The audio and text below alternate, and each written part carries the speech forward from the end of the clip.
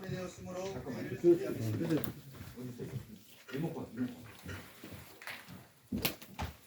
거의 나왔어.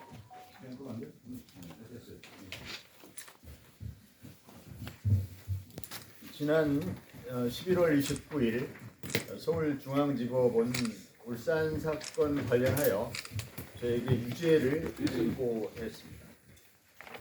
예상치 못한 판결로 무척 당혹스러운 마음이었습니다. 사법부를 신뢰하고 무죄를 확신했었는데 깊은 유감을 먼저 표명합니다. 1심 법원의 판결은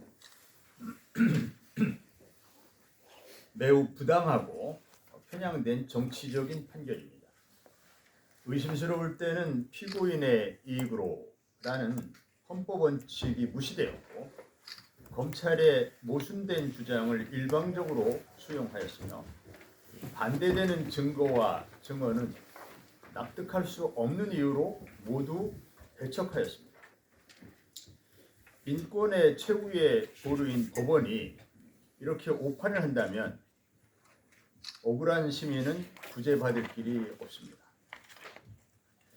사법 시스템을 신뢰해야 하지만 사법 시스템이 완전 무결한 것은 아니라는 것을 확인할 수 있었습니다.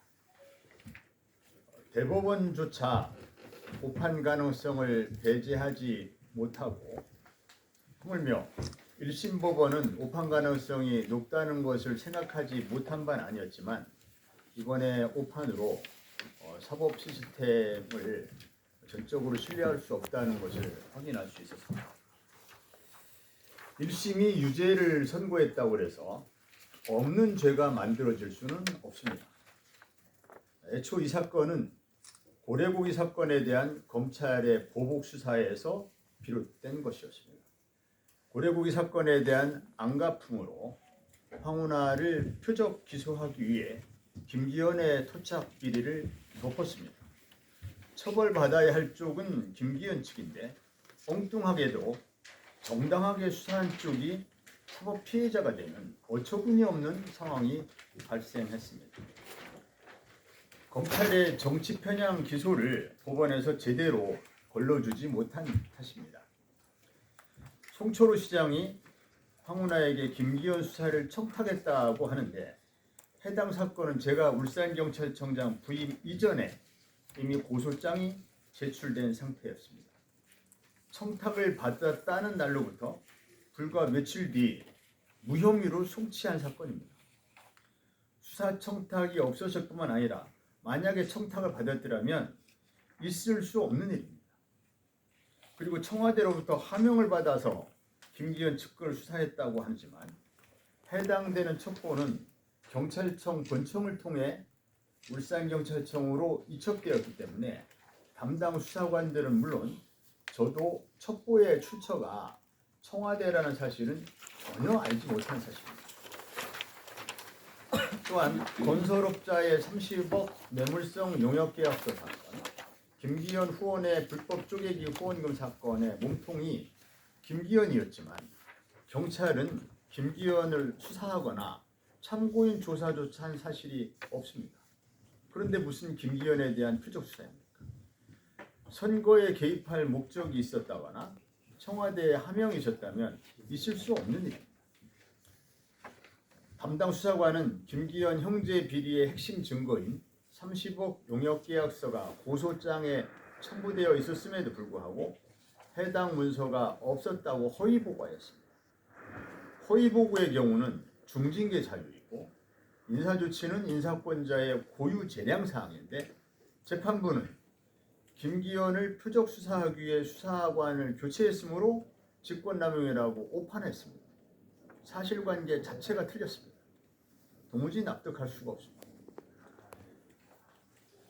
재판부의 판결대로라면 불법 쪼개기 후원금을 받은 김기현과 건설업자에게 인허가를 대가로 30억을 받기로 한 김기현의 형제들에 대한 범죄를 그냥 덮어주라는 것인데 또 그에 대한 허위 보고를 한 수사관들을 인사조치하지 말라는 것인데 과연 그것이 정의에 부합되는 것인지 묻고 싶습니다. 역사는 정의의 편이라고 믿습니다. 일시적으로 악이 선을 이길 수는 있지만 긴 호흡으로 바라보면 결국 선이 승리할 것입니다. 검찰의 기소가 허구이고 재판부가 오판을 하였다는 증거와 증언은 차고 넘칩니다. 항소심에서 1심 판결의 오류를 정확하게 지적해서 반드시 바로잡고 무죄를 입증하겠습니다. 윤석열 검찰 정권의 정치 탄압에 절대로 굴복하지 않을 것이고 당당히 맞서 싸워서 반드시 승리하겠습니다. 이상입니다. 질문 받겠습니다.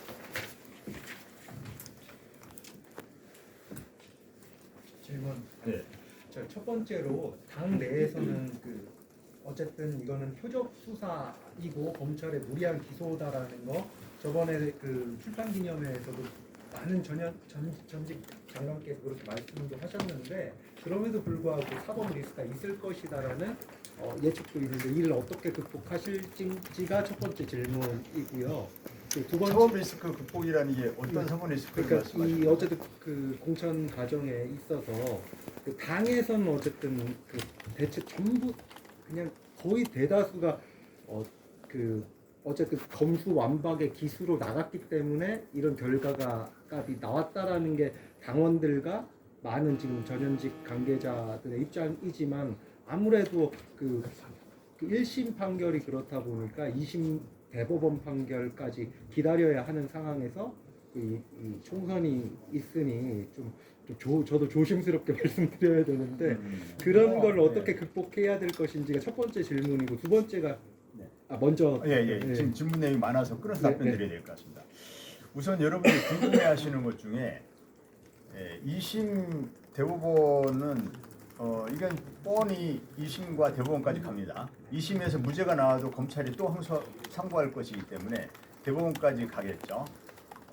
그러면 2심과 대법원 도대체 언제 결론이 나는 것이냐? 1심이 4년 가까이 걸렸는데 2심과 대법원은 어떻게 되는 것이냐?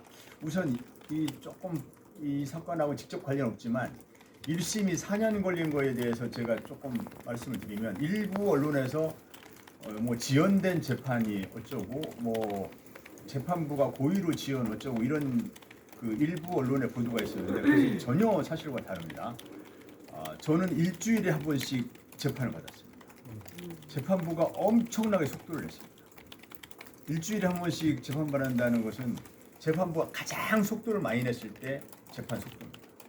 그런데도 불구하고 이 사건의 피고인들이 많고 기록이 방대하고 많은 증인들이 증인신문 신청되었기 때문에 그래서 또 이제 검찰이 제가 볼 때는 검찰이 제시하는 증거 등이 좀 명확하지 않다 보니까 재판부가 그래서 증거가 명확하면 재판이 오래 걸리지 않거든요. 근데 이제 증거가 명확하지 않다 보니까 여러 가지 심리를 하는 과정에서 시간이 오래 걸렸다. 물론 이제 재판부가 유죄로 판단하긴 했지만 어쨌든 이게 검찰이 제시하는 증거 등이 명확하지 않고 간단한 사건이 아니다 보니까 오래 걸린 것이었고 재판부는 굉장히 속도를 낸 것이었습니다. 다만 처음에 한 1년 동안은 검찰의 비협조로 재판이 속도가 나지 않은 적이 있습니다. 그건 무슨 말씀이냐면 검찰이 기소를 2020년 1월 29일 날 했는데 그때 수사를 마무리 짓고 원래 기소를 해야 되는 것인데 수사를 종결하지 않은 상태에서 기소부터 했습니다. 이게 좀 이례적인 건데 그래서 당시 검찰이 총선을 2020년 총선을 앞두고 이것을 총선에 활용하기 위한 정치적인 기소를 한 것이다 라는 지적과 비판이 일부 언론에서 있었습니다. 아무튼 그렇게 기소를 먼저 하고 나니까 사건 기록을 법원에 제출해야 재판이 진행되는데 검찰이 수사가 종결되지 않았다는 이유로 사건 기록을 제출하지 않았습니다. 그래서 재판이 진행이 안 되고 공전이 된 것이었습니다. 재판부가 의도적으로 지연했다는 일각의 보도는 전혀 사실 무근이다. 우선 그걸 말씀드리고 그럼 이후에 2심과 대법원은 얼마나 걸릴 것이냐? 그건 아무도 알 수 없습니다. 다만 이 사건은 아무도 구속된 사람이 없기 때문에 구속된 사건의 경우는 통상 구속 사건을 처리하는 그 관행이 있습니다. 어느 정도 기간 안에 구속된 사람을 어느 정도 기간 안에 재판하지 않으면 석방해 줘야 되는 그런 형사소송법 규정이 있기 때문에 그 재판의 속도를 내는데 이건 한 명도 구속된 피고인이 없는 사건이다 보니까 그 재판의 진행 속도, 재판에 소요되는 기간은 아무도 가늠할 수 없습니다. 저도 전혀 이에 대해서는 알 수가 없습니다. 막연하게 말씀드릴 수조차 없습니다. 예컨대 1년이 걸릴지 2년이 걸릴지 3년이 걸릴지 4년이 걸릴지 그 이상이 걸릴지 아무도 예상할 수 없다. 여러분들께서 이런 사건의 경우에 과거에 고법과 대법원에서 어느 정도 시간이 걸렸는지 여러분이 자료를 찾아보시는 게 더 나을 것입니다. 제가 얘기하면 주관적인 생각을 가지고 말씀드리는 걸로 생각해 주셔서 과거에 이런 사건들이 얼마나 걸렸는지 우선 그걸 자료를 토대로 판단하시면 좋을 것 같고 그래서 지금 말씀하시는 이른바 사법 리스크라는 것이 뭐 저는 사법 리스크란 말에 동의하지 않습니다. 왜냐하면 검찰이 없는 죄로 기소를 했다고 해서 또 1심이 오판을 했다고 해서 그 자체가 사법 리스크다 이렇게 보진 않습니다. 사법 리스크라는 표현이 마치 본인이 어떤 잘못이 있는데 형사적으로 문제되는 사건이 있는데 그에 대한 그 리스크를 떠안아야 되는 이렇게 뉘앙스로 들려서 그에 대해서 동의하지 않고 검찰이 없는 사법 리스크를 만들어 놓은 것이다. 굳이 표현하자면 저는 그렇게 생각하고 있고요. 그 다음에 2심, 3심에서 그 언제 결론이 날지도 알 수 없고 유죄가 될지 무죄가 날지는 아무도 알 수 없습니다. 다만 그 우리 헌법은 무죄 추정의 원칙을 명확히 하고 있기 때문에 3심 대법원이 확정되기 전까지는 1심 법원이 유죄 선고를 했다고 해서 그것은 전혀 확정된 내용이 아닌 것은 너무 상식입니다. 따라서 지금은 의혹에 불과한 것입니다. 검찰의 일방적인 주장에 불과한 것입니다. 그리고 아까도 좀 말씀드렸지만 1심 법원의 오판은 굉장히 많이 있을 수 있습니다. 심지어 대법원조차 오판 가능성이 배제할 수가 없고 그건 사법 시스템이 어느 나라 사법 시스템이든 예컨대 미국의 사법 시스템도 예컨대 살인범에게 그 사형 선고를 했는데 훗날 진범이 잡혀서 그것이 오판으로 판명나는 경우도 있고 우리 역사상 70년대 때 특히 시국 사건의 경우 이 사건은 저는 전형적인 시국 사건이라고 봅니다. 공안부 검사가 투입된 전형적인 시국 사건이라고 봅니다. 시국 사건의 경우에 그 법원에서 오판을 한 경우는 그래서 훗날 그 재심을 통해서 바로잡은 경우는 여러분들도 언론 보도를 통해서 많이 접했으리라 봅니다. 따라서 2심과 3심에서 최종적으로 어떤 판결이 날지는 알 수 없고 그때까지는 무죄가 추정이 된다. 이 점을 좀 명확하게 우선 말씀드리셨고 그 다음에 당내에서 어떻게 극복할 것이냐 이런 말씀을 하셨는데 당에서는 그 여러 번 당에서 그런 얘기를 했지만 공천 과정을 말씀하시는 것 같은데 시스템에 의한 공천이 이루어지기 때문에 시스템에 의한 이제 공천 이 과정이 이루어질 것이다. 이렇게 저는 믿고 있고 또 그렇게 되는 것이 정상적인 것입니다. 그래서 시스템은 여러분들께서 그 당헌 당규를 통해서 접할 수도 있고 또 이 공천 룰에 대한 지난번에 당에서 결정한 공천 룰이 있습니다. 그 공천 룰이 다 발표된 바 있는데 그러한 발표된 공천 룰, 당헌 당규 등에 의한 시스템적으로 공천 과정이 이루어질 것이다. 엊그저께 일부 언론에서 1심에서 유죄를 선고받으면 20점을 감점하기로 했다 이런 보도가 있었습니다.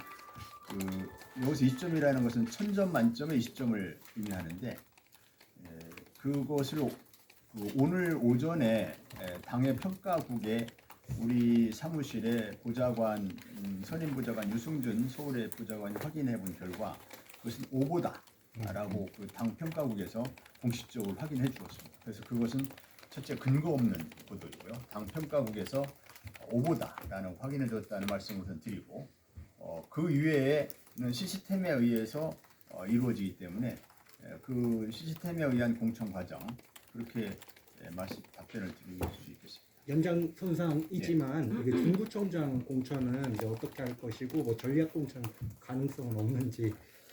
중구청장 경선은 중구청장 그 재보궐 선거가 최근에 이렇게 확정이 되었기 때문에 아직은 아무것도 정해진 게 없다라고 봐야 합니다.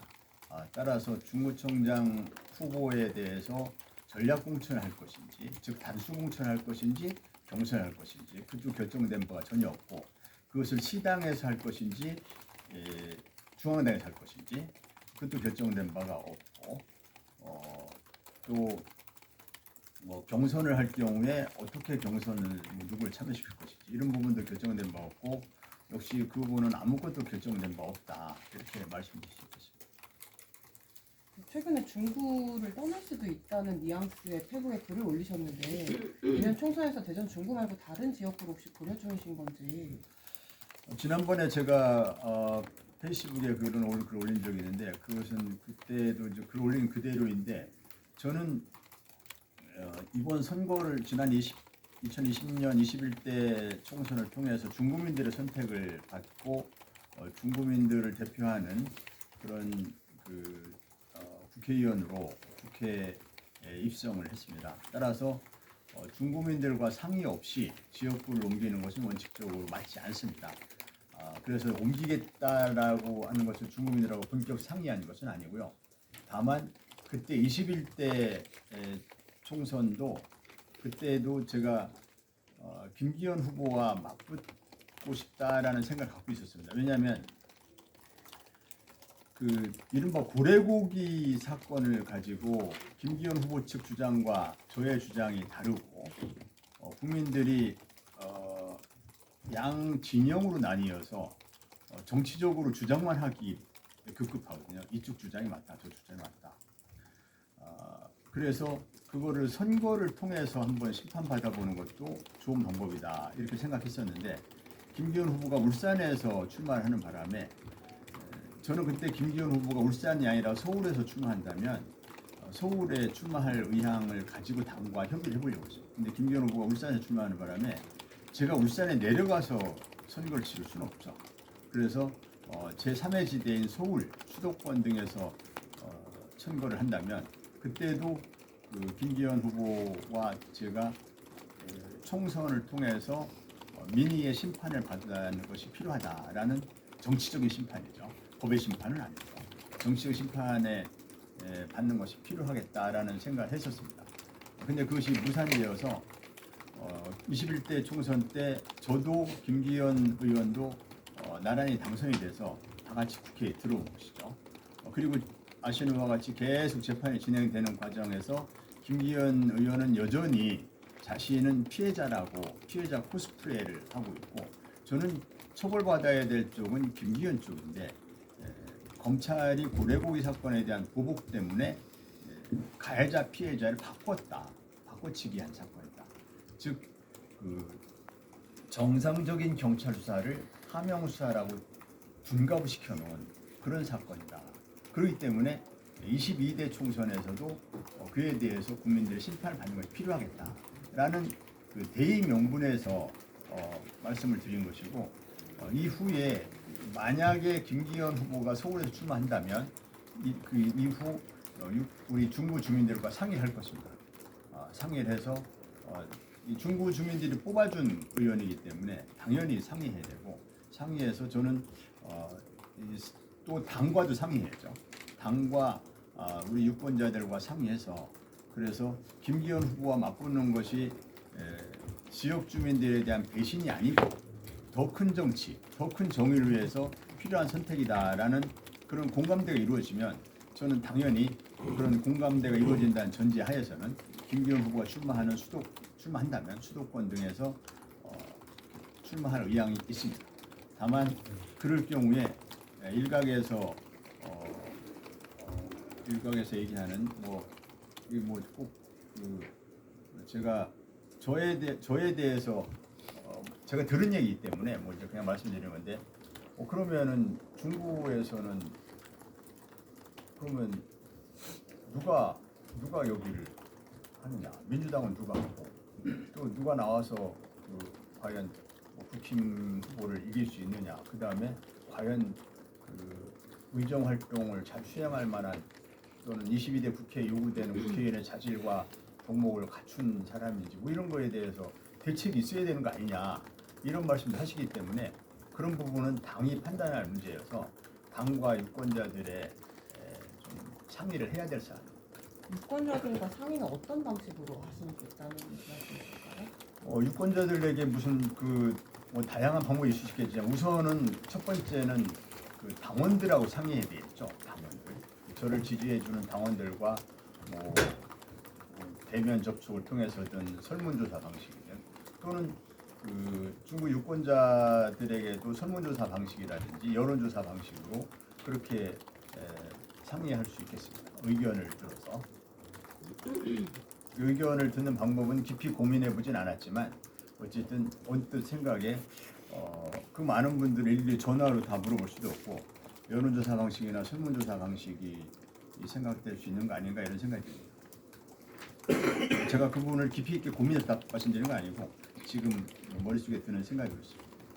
시당위원장으로서 질문 하나 드리겠는데요. 이상민 의원이 탈당을 했잖아요. 오늘 아침에 이제 유성구 국민의힘 당원들이 이상민 의원 사무실 앞에서 국민의힘 오는 걸 환영한다 막 이렇게 해서 퍼포먼스를 했었어요. 그거에 대해서 어떻게 생각하시는지? 먼저 우리 민주당 소속의 오선 의원이시고 정치 선배시고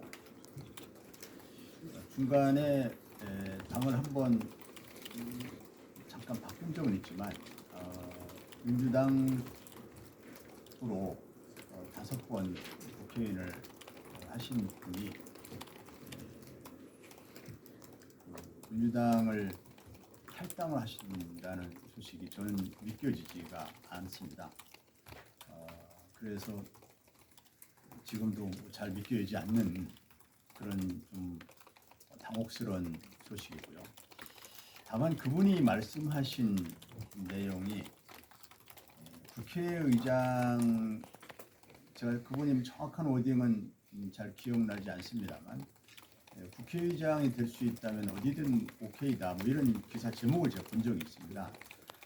그 기사가 사실이라면 이분이 지금까지 민주당을 위해서 쓴소리를 말씀하시는 걸로 저는 당에 대한 충정에서 비롯된 말씀으로 들었는데 국회의장이라는 개인적인 야욕을 위한 탈당 명분 쌓기 아니었나라고 하는 그런 비판을 면하기 어려울 것 같습니다.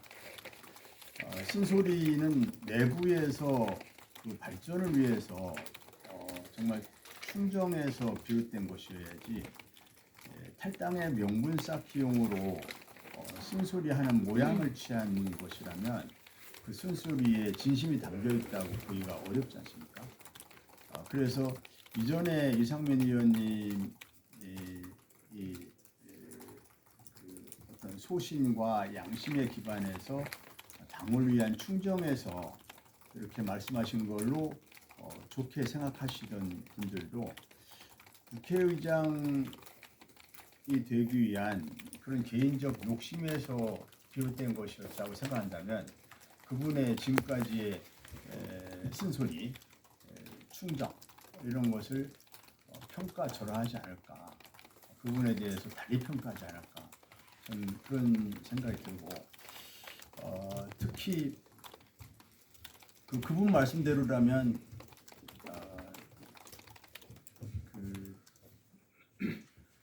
제3당이라든지 제3지대로 가시기보다는 국민의힘으로 가실 걸 봅니다. 왜냐하면 이제 국회의장이 되기 위해서는 양당 중에 하나를 선택해야 하기 때문에 그래서 그래야 가능성이 높아집니다. 그래서 국민의힘 선택 가능성이 좀 높은 것 아닌가 이렇게 생각하고요. 이분이 정말 새로운 정치를 위해서 명분을 가지고 탈당한다면 국힘이 아니라 제3지대에서 어떤 정치 혁신을 요구하면서 하신다면 그래도 또 어느 정도 수긍하시는 분이 있을 것 같은데 국민의힘으로 간다면 정말 본인 말씀대로 오로지 국회의장 되는 거 말고는 다른 건 생각하지 않는 그러한 결정으로 계속될 것이고 그럴 경우에 지금까지 그분을 믿고 지지를 보내주셨던 많은 분들께서 굉장히 큰 실망을 하시지 않을까. 쓴소리를 믿고 지지했던 분이 그 쓴소리가 탈당을 위한 국민의힘으로 가기 위한 명분 쌓기용이었나 이렇게 생각한다면 얼마나 실망하시겠습니까? 그래서 그거는 국민으로 가시는 거에 대해서 국민의힘을 제외하고는 아무도 공감하기 어려울 것이다. 저는 그렇게 생각합니다. 디트뉴스 한재 기자인데요. 아까 앞선 질문 연계해서 이상민 의원 탈당으로 인해서 지금 민주당 소속 시구의원들 연쇄 이제 탈당 움직임도 있고 우려도 있는데 시당위원장 입장에서 이런 움직임에 대해서 어떻게 생각하시는지 말씀 부탁드립니다. 저는 이제 무거운 책임감을 갖고 시의원님들과 통화도 했고 또 이제 구의원님들과 개별적으로 만나거나 통화를 해서 좀 그분들에게 이상민 의원님을 따라서 동반 탈당하지 않도록 좀 설득을 하라고 이제 우리 다른 분들에게 좀 말씀 부탁도 드리고 제가 직접 전화도 하고 이렇게 했었습니다. 제가 생각할 때 그분들의 고심이 굉장히 클 것 같습니다.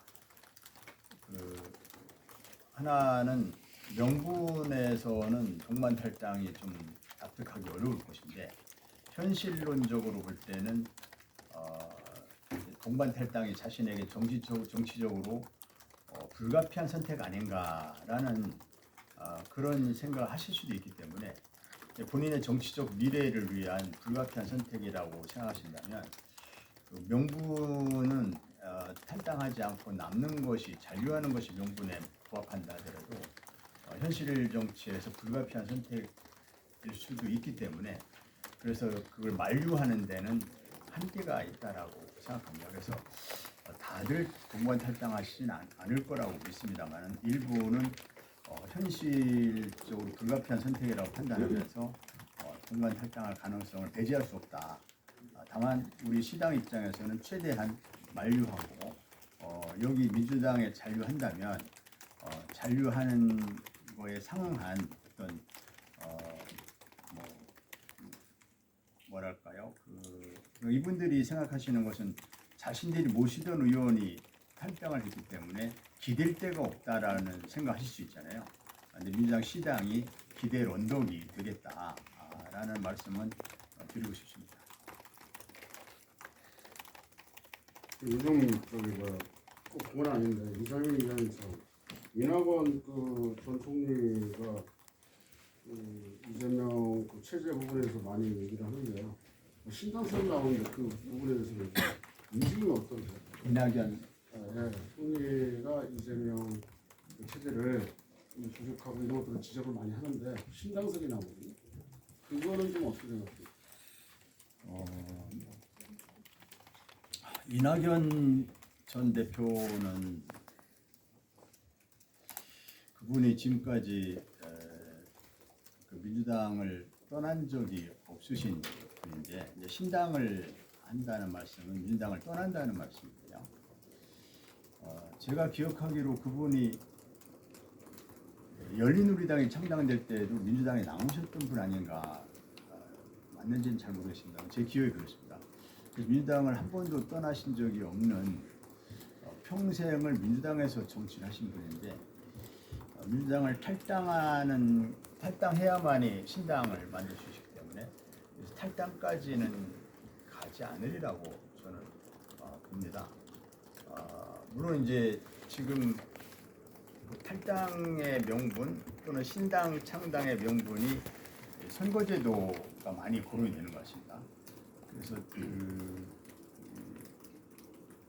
또 이낙연 대표가 하나 말씀하시는 거는 사법 리스크 문제를 말씀하시고 또 선거제도 말씀하신 걸로 제가 그렇게 기억하는데 사법 리스크 문제는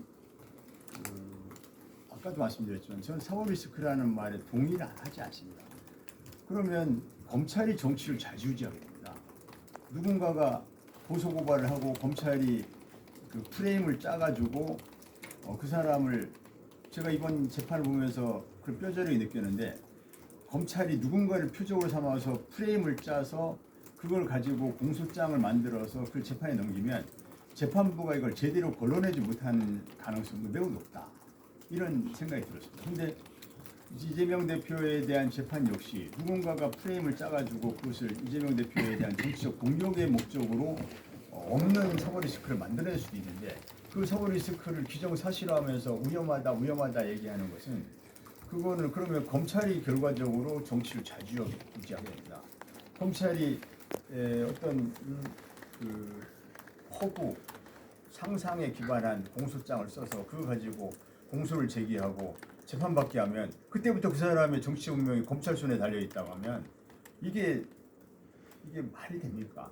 그래서 그 사법 리스크는 저는 이제 첫째 동의할 수가 없고 두 번째 이제 선거제도 문제는 병립형이냐 연동형이냐 이거 가지고 이재명 대표가 지난번에 연동형을 약속하지 않았느냐, 위성정당 방지를 약속하지 않았느냐, 그것을 약속을 지키지 않는 것은 정치의 퇴행이다. 따라서 연동제 약속을 지켜라, 위성정당 방지 약속을 지켜라라는 그 요구이고 그거를 지키지 않는다면 그걸 명분으로 정치 개혁을 명분으로 이제 신당을 창당하는 명분이 될 수 있겠죠. 이낙연 대표께서 그 두 가지를 말씀하셨던 걸로 제가 보도를 통해 보았습니다. 그래서 그 두 가지 문제의식 중에 사법 리스크 문제는 제가 공감하지 못하고 두 번째 선거제도 그 퇴행 문제는 공감하는 바 있습니다. 다만 그거를 명분으로 탈당까지 하시리라고는 저는 생각하지 않고 그걸 명분으로 탈당하신다면 이제 이른바 그 주된 분들이 이른바 언론에서 거론하는 비명 또는 반명, 원칙과 상식이라고 하는 그 이름으로 활동하시는 4분인가 5분의 의원, 그분들이 거기에 동참하는 걸로 이렇게 언론에 보도가 되더라고요. 그래서 그것은 결국은 민주당을 대신하고 이제 자신의 입지가 민주당에서는 자신의 활동 공간을 확보하기 어렵다고 생각하는 의원들과 함께 자신의 정치적인 공간을 확보하기 위한 명분에 불과한 거지 정말 정치개혁을 위한 그런 명분으로 인정받기는 어렵다. 그래서 그에 대한 국민들의 여론이 차가울 것이라고 저는 생각하고 그래서 그런 실제로 결행되지는 않을 것이다. 저는 그렇게 보고 있습니다. 의원님께서는 초미에 여쭤봤지만 그 1심 판결 결과와는 무관하게 어쨌든 내년 총선에서 재선에 도전하시겠다라고 이해해도 그건 너무 당연한 것이고요. 검찰이 지난 20대, 21대 총선 때도 저를 그 수사를 어느 날 갑자기 수사 대상에 올려놓고 2달 넘게 매일 동안 언론에 검찰발 뉴스로 도배를 했습니다. 하명 수사의 피의자다, 범죄자다 이러면서 2019년 11월 말부터 2020년 2월 초까지 2달 넘게 매일 검찰발 수사 뉴스로 도배를 했습니다. 그러면서 검찰이 그때 그 당시 울산지검장이 황운하는 우리가 수사 중이기 때문에 절대 출마하지 못할 것이다. 이렇게 어떤 언론에 인터뷰를 했습니다. 검찰이 부지불식간에 황운하의 출마를 막겠다라고 하는 의도를 드러낸 것이었는데요. 수사 중이기 때문에 출마하지 못할 것이다.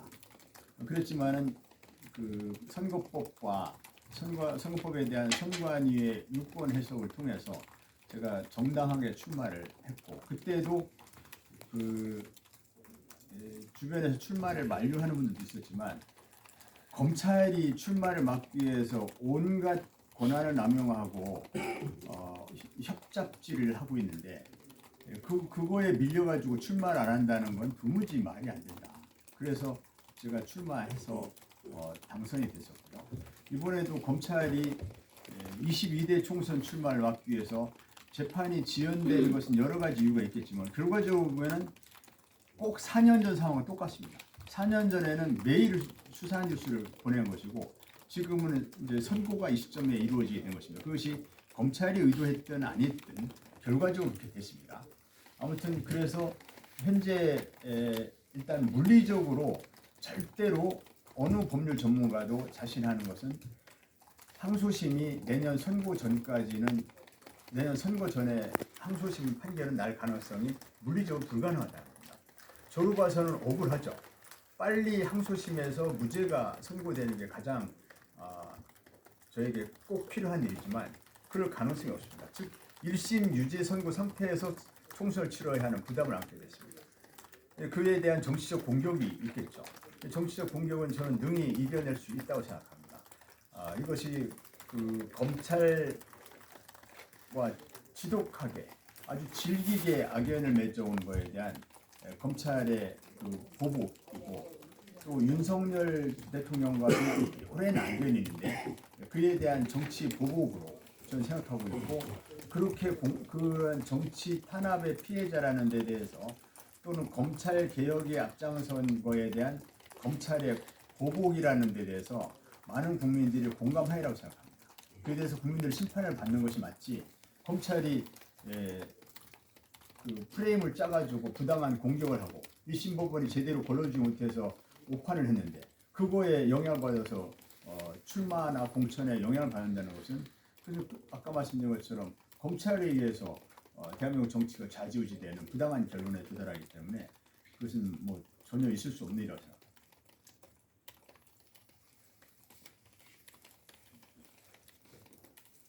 거의 다 하셨어요. 그러면 이제 더 이상 질문이 없는 걸로 알고 오늘 관심 가져주신 데 대해서 다시 한번 감사드리고 혹시라도 제가 추가적으로 답변해 드릴 게 있으면 전화 주시거나 문자 주시면 추가적으로 답변 드리겠습니다. 오늘 수고하셨습니다. 고맙습니다.